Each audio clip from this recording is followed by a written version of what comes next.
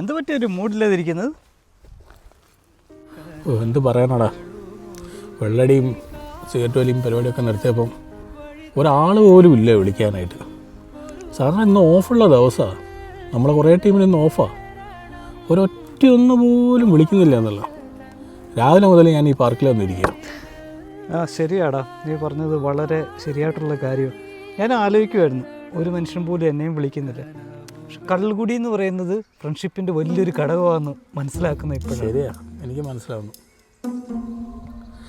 എടാ, പണ്ട് എൻ്റെ അനിയൻ പറയാറുണ്ടായിരുന്നു, ഞാൻ പണ്ട് ഇതിനിടയ്ക്ക് ഇങ്ങനെ കള്ളുകുടി ഇടയ്ക്ക് ഇങ്ങനെ സ്റ്റോപ്പ് ചെയ്യുന്ന സമയത്ത് അനിയൻ പറയായിരുന്നു, എടാ നീ ഇങ്ങനെ കള്ളുകുടി നിർത്തി കഴിഞ്ഞാൽ ഫ്രണ്ട്ഷിപ്പ് ഉണ്ടാവില്ലെന്ന്. അത് വളരെ ശരിയാണെന്ന് എനിക്ക് മനസ്സിലായി. നീ നാട്ടിലെ ഒരു കാര്യം തന്നെ ആലോചിച്ച് നോക്കിയേ, ഒരു മരണ വീടായിക്കോട്ടെ, ഒരു കല്യാണ വീടായിക്കോട്ടെ, എന്തിനും കള്ള് മുന്നിൽ വെച്ച് കഴിഞ്ഞാൽ ഇഷ്ടം പോലെ ടീം വരും. ഇല്ലെങ്കിൽ ഒരു പട്ടിക്കുഞ്ഞു പോലും അവിടെ വരില്ല.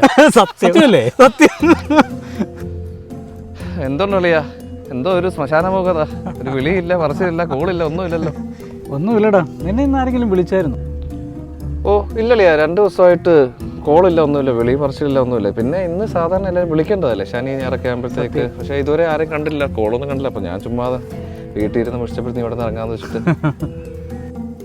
അത് തന്നെയാണ് ഞങ്ങൾ പറഞ്ഞുകൊണ്ടിരിക്കുന്നത്. ഈ കള്ളുടി പരിപാടി നിർത്തിയതിന് ശേഷം ഒരൊറ്റ കോള് പോലും വരുന്നില്ല. അല്ലെ ഇന്ന് എല്ലാവർക്കും ലീവല്ലേ? അതല്ലേ ഞാനും ആലോചിച്ചത്. അതന്നെയല്ലേ ശനിയാഴ്ച ഒരൊറ്റ കോള് പോലും ആർക്കും വരുന്നില്ല. കള്ളുടി ഭയങ്കര ഒരു ഇമ്പോർട്ടൻ്റ് ആണ് ഫ്രണ്ട്ഷിപ്പിന് അല്ലേ, പ്രത്യേകിച്ച് നമ്മുടെ മലയാളീസിൻ്റെ ഇടയിൽ.